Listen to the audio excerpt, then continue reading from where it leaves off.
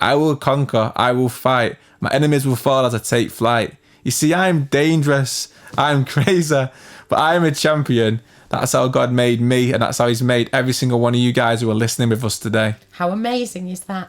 Oh, thank you. That is truly, truly inspirational. Today's guest is no stranger to adversity. He's a published author, a powerful speaker, and someone who's faced life's toughest challenges head on.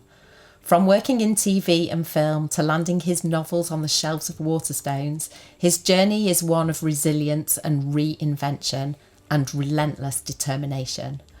Raw aims to inspire people to find hope from helpless situations, and Jack is one of those fabulous people who's done that. Welcome, Jack. Oh, thank you so much, Jane. It's an absolute pleasure and an honour to be here today. Oh, thank you so much for coming along to share your very difficult and traumatic story. Can you tell our listeners where that story began? Yeah, of course, yeah. So you might look at me and think, oh, he's cool, he's calm, he's collective, he's confident. But when I was a kid, I was completely shy, scared, afraid, and even like nervous to even talk publicly or even talk to anyone, really. I was like kid at the family parties, whispering in my dad's ear like what I wanted to eat and what I wanted to have and where I wanted to go and what I needed to do. You know what I mean? I was never that confident as a kid, so it had a big impact on me making friends at school, had a big impact on my social well-being in terms of trying to connect with people and build friendships and bonds that to last a lifetime, really. But it was a challenge for me. So them challenges, landed me getting picked on at school, getting bullied, because at the time I used to be a really emotional kid, but that was just undiagnosed mental health challenges that no one could address or support. So what were you diagnosed with then? So later on in life, I was diagnosed with bipolar.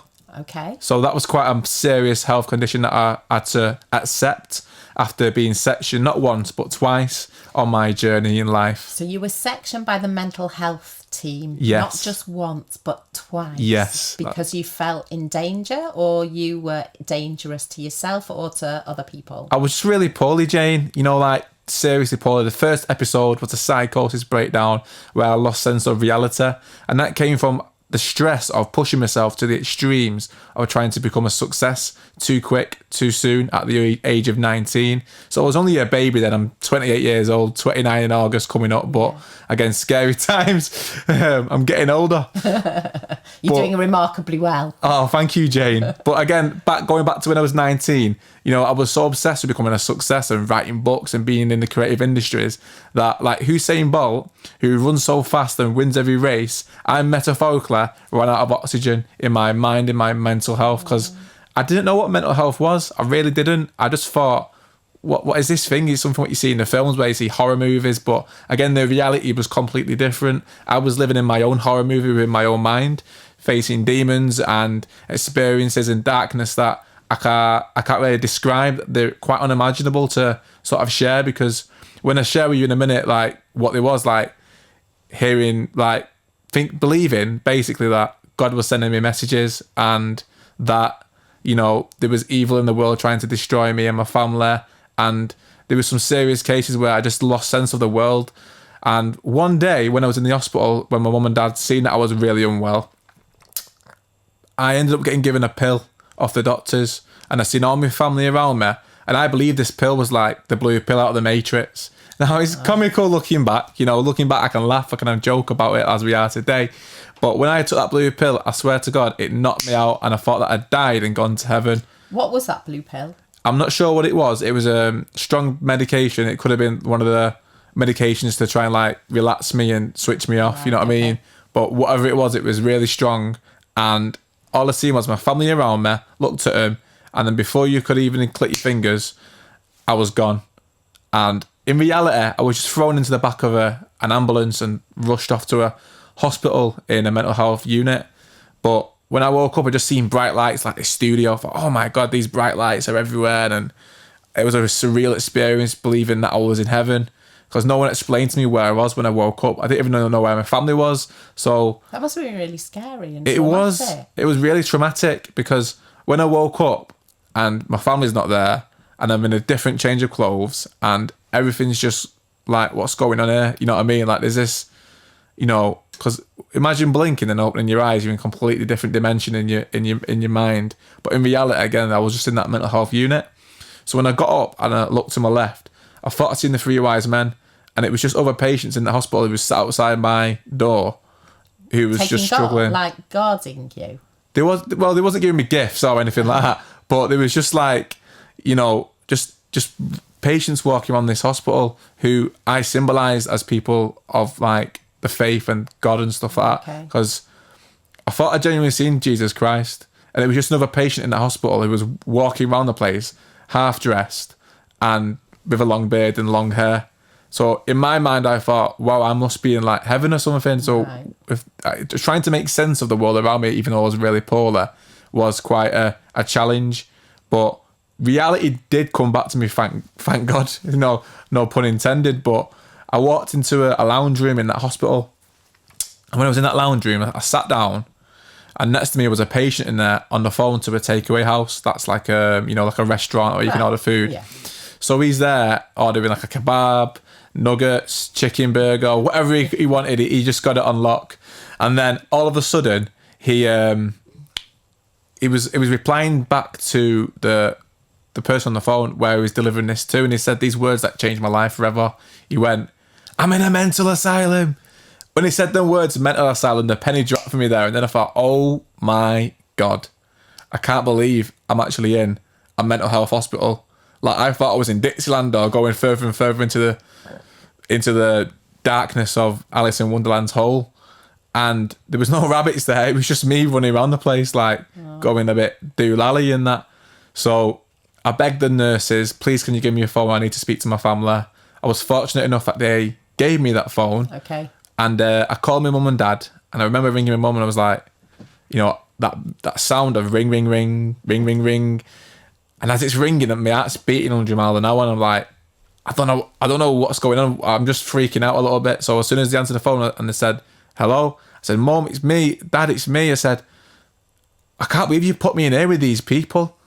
And the fact that I said these people shown out on where I was, because there was nothing wrong with the people inside that hospital at all. Yeah. They was just poorly like me. Yeah. And I'm there and I'm saying, Mum, Dad, please just get me home. I don't want to be here. I'm like, there's nothing wrong with me. They said, Jack, you've had a serious mental health breakdown. You've had a psychosis episode. And I'm there like, psychosis episode? What's this? I'm getting a bit erratic with him. I'm shouting at him. I said, Mum, please. I'm tears streaming down my face. I'm screaming. I'm shouting. I'm saying, please, just come and get me. I need to go. And then they said, we'll come and see you as soon as we possibly can. As soon as they let us in, we will be there, Jack. Don't worry about it. We'll be there for you. So that was my experience of the first episode. Mm-hmm. You know what I mean? It was quite Did you feel really lost? Lost beyond belief, Jane. Like, you feel like you're in a mental prison and in a physical prison at the same time, because the hospital was quite a small hospital. The unit that I was in, you feel like a goldfish swimming around the bowl. And then there's loads of people in there going through darkness, and you're like experiencing all these emotions. You're seeing things you shouldn't really see, and you're experiencing all their other people's trauma in there, all their challenges that they're going through. Yeah. So it was quite a dramatic experience, really. But I tried to find hope in there through connecting with other patients, through talking to other patients, and through hearing their stories and trying to get inspiration from that. So did you get any support in there? So was there any therapy or anybody that could help you to understand your situation? There was nurses and support workers. Some of them that I thought they became like my second mum and my second family almost. Yeah. But my situation was very serious that I didn't get an opportunity to get any therapy. I think it's because maybe I was just too far gone, and they had to just wean me on the medication to come back down to reality and understand my situation a bit better, because, you know, it would have been a challenge for them speaking to me personally if I'm talking to them about Moses, God, and the three wise men. You know what I mean? Like, it would have shown how seriously and poorly I was. So they had to like get me back down, had to get me to rest. And when I started to get in that recovery of, you know, learning about my situation, finding that awareness of where I was, and being able to talk to other patients in there about, okay, what's your story and what experience are you going through, and how can we help each other get through this darkness? And there was a girl in there who was going through her own traumatic experiences in life. And when she shared with me what she achieved in her life, you know, from being a champion dancer and achieving these amazing and beautiful things in the world, it really inspired me and thought, right, well, if she's done that, I can get through this, what I'm getting through. I can keep fighting through this storm that I'm facing. And then just hearing all these amazing stories of everyone who was kind enough to share their stories with me when I was really poorly really helped me in the hospital. So we became like a second family. Yeah. You Are know, you still in contact with them? unfortunately, I'm not, but I follow some of them on, like, you know, Instagram and social media. But that is a bit of a shame, really. You know what I mean? But, you know, you've got to let people get on with their lives and live their best life. You know what I mean? I support them. I'll support whatever they do. But, you know, unfortunately, I've lost contact with a few of them. You know what I mean? Yeah. But from time to time, I'll get a message. You know what I mean? Of people who I met on the journey. Yeah. And they've like said how inspirational I am and supporting the work that I'm doing. And it's just amazing to be able to, you know, experience that after such a dark time in my life. So how long were you there in that first Episode. phase? Yeah, in the first episode, I was there for, I think it was about 19 days. So it's quite a short span, really. Okay. But when you're in there and you don't know who you are, what's going on, and how long you're going to be there, That's scary. that is scary, yeah. You know what I mean? That is like, wow, that it's like this unknown, how long am I going to be in here? And there were some people in that hospital who was there a lot longer than me, and there might be some people who are in and out being poorly to this day who are still in that dark place and still going through them traumatic experiences. It is sad, you know what I mean? But I just want, again, the reason why I wanted to do this podcast with you is to shine a light on how inspirational people can come from these dark places and turn their sectioned experiences into a success. Absolutely. It's amazing. Oh, thank you, Amazing Jane. what you've done. And then the second time that you went in, how long were you there then? Second time I was in, I think it was 28 days off the top of my head. And were you there in the same place? I was in a different hospital. It could have been, I don't know what was good. They're all the same. You know what I mean? You're in hospital. It's not the best place in the world, is it? No. But yeah, so I was in a different unit. I can't remember whereabouts it was now. Actually, it might have been somewhere called Park House and in Manchester, and it was like a Sapphire ward.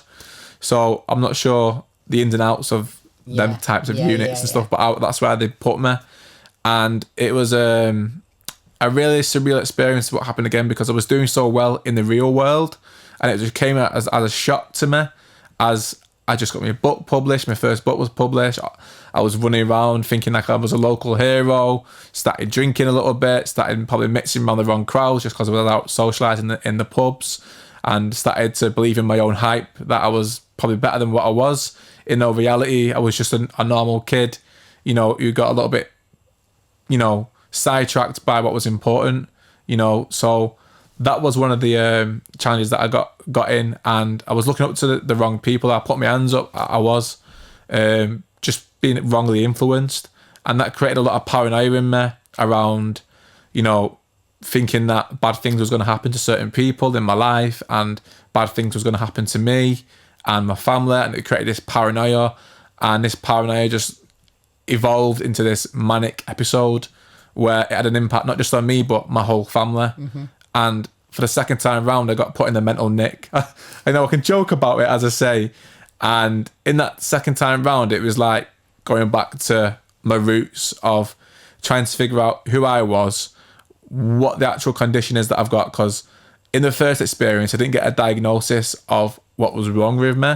I didn't know, because you have to have 2 episodes to get diagnosed with bipolar. In my experience of it all, I don't know what the new, you know, health things are these days. Yeah, but I think bipolar, you do have to have so many episodes of that psychosis in order for you to have the actual formal diagnosis of that. Absolutely. But it doesn't change who you are. No, it doesn't change me at all. And your identity was wrapped around that mental health trauma. Absolutely. Because, like, to this day, like, I look back and I think, how did I get through all these dark times? And it was being the person that I knew I was, that inspiration to give hope, to inspire people. And that's where I'd say, like, even in the first hospital experience, you know, I'd say to people, you got the spirit of a lion. I said, if there's no hope, let me be the hope. Let me be your North Star. Exactly. And that's when the doctors would come running up to me and the nurses would just frantically try and calm me down and say, Jack, do you believe that you're a lion? I said, nah, I'm not Mufasa. I'm not Simba. I'm not trying to be, anything that I'm not.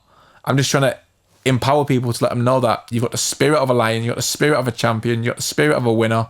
We've all got that inside us, that it's all in our DNA to become our best version of ourselves. We're all energy at the end of the day, aren't we? We are energy. If we're good energy, we're going to inspire people. If Absolutely, we're bad energy, Jane. we're gonna retreat. 100%, Jane. There's no question about that, And from that second experience, I had to go back to my roots, and I thought, right, what did I do right the first time? Again, inspirational messages. Started delivering inspirational messages to the other patients in that hospital, and I started writing poems and being creative. And you are a creative person, though, aren't you? Absolutely, and I think it must come from the dyslexia and the bipolar because there's no one else in my family who's got that creative streak. You know what I mean? But it's amazing to be creative, though, because when you're creative, you can do whatever you want with that creation. Yeah, and you can create whoever you want to be or aspire to be, just by using that internal drive and motivation. Absolutely, Jane. And it's that creativity that I think inspired a lot of the people in that hospital, because I was giving poems, I was giving all sorts of creative messages to try and support those people in there. And I think, that's what helped keep me going, because I didn't know how long I was going to be in that hospital. Yeah. You don't have a timer and it goes, right, you're going to do 20 days or 15 days or 6 months or whatever. Well, they don't know, I suppose, do Yeah. they? They don't know how long it is before you can find your level. Yeah, absolutely. And I always remember giving these poems to people and seeing their eyes light up of that spark of inspiration. And if you want me to share one, I'm more than happy. Absolutely. You know what I mean? Absolutely. Well, Have you got one? I've got one on my head, yeah. Okay. Right, it goes fire like away. this. It goes, I am a champion, raised to win, with the power in my bones and the voices within. You see, I can, I will, I must. In this game, it's down to trust. To win is a must.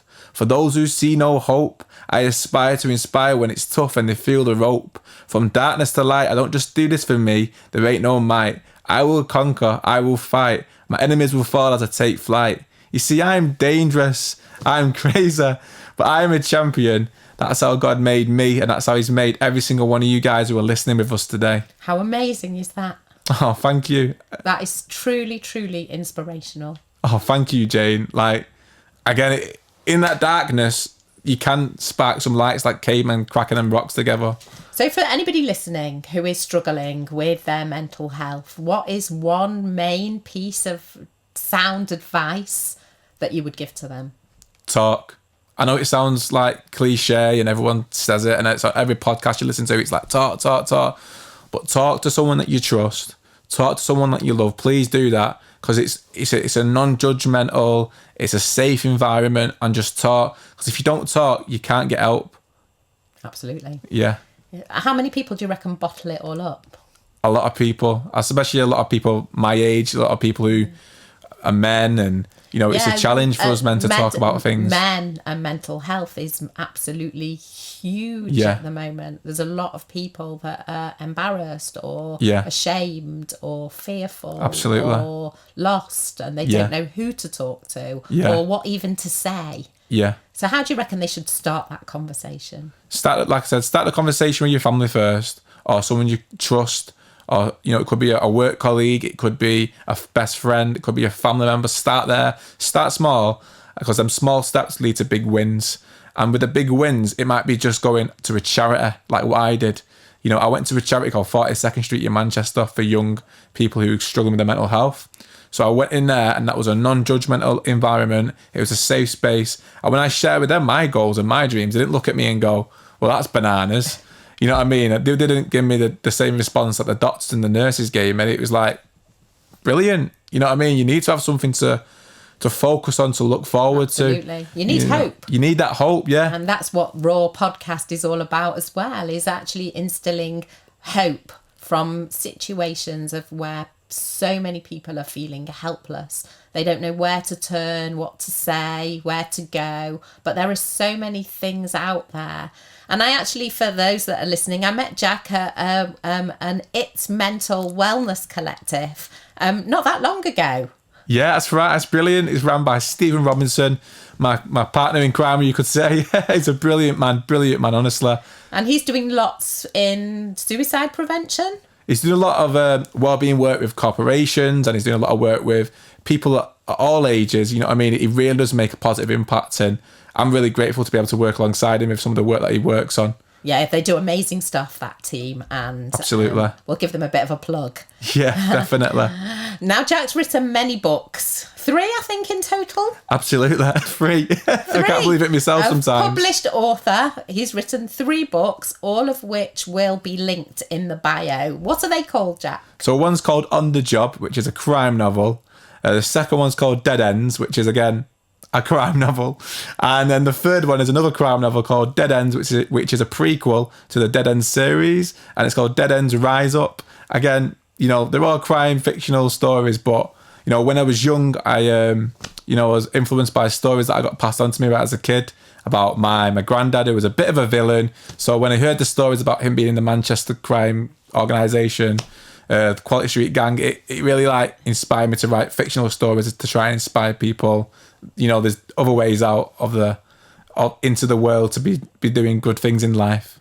Excellent. Have you ever thought about writing your story from the mental health perspective? I actually have. You know, Richard Askham, a BBC presenter, said to me, he said, "Jack, like, have you ever considered writing your own book?" And I've been thinking about it for a while, but because I know how much it takes out of me to create a book, I've been a bit hesitant. I've played with the idea and given it the idea of calling it Jack Nolan's Section of Success and stuff like that, you know, to try and inspire people, really, because it would be a nice legacy piece to leave onto my kids when they have kids one day, and, you know, to pass on throughout my family and stuff like that, to share them ups, downs, swings and roundabouts, highs and lows of life with some strategies on how to manage being like me.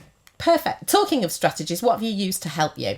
Strategies that I've used to help me can be really simple, right? It's passing up on the dessert menu sometimes. Now, I know I'm the biggest chocolate eater you could have. You know, I love chocolate, I love sweets, I love it all. But if I can try and cut down on chocolate, that has a positive impact on me. So sugar makes a massive difference. Yeah, absolutely. Try and avoid drinking Coca-Cola, right? That's another one.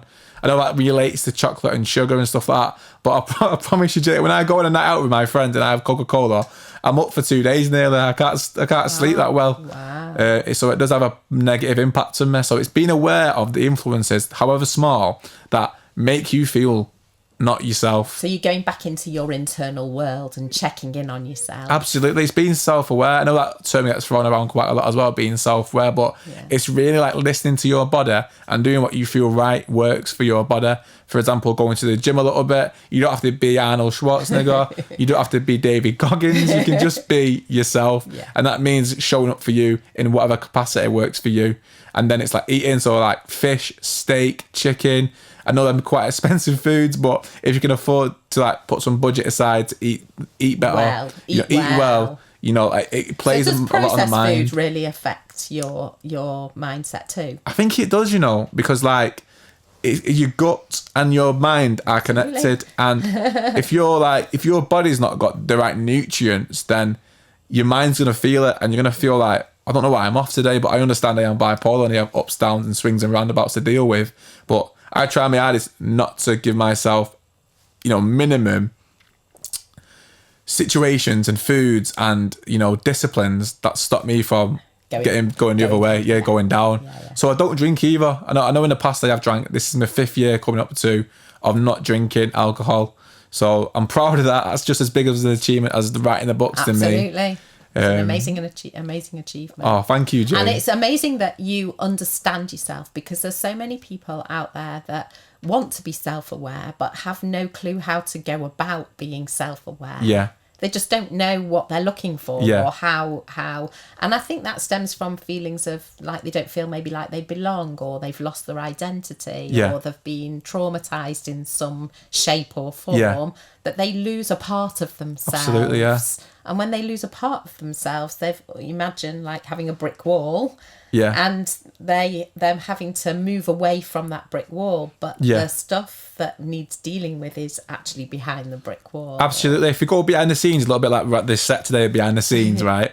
So I think that, as crazy as it may sound, if you build your identity on your values of who you are as a person, like I am a good person, I am disciplined, I am focused, kind, empathetic, loving, caring, good values. If you focus on the values first, and then if you get into a circumstance where your job situation might change, you're not built an identity around your career, you built an identity around who you are as a person first. Okay. And the career can be a cherry on top of that cake, what you like to just share with people because it might be something you're passionate about.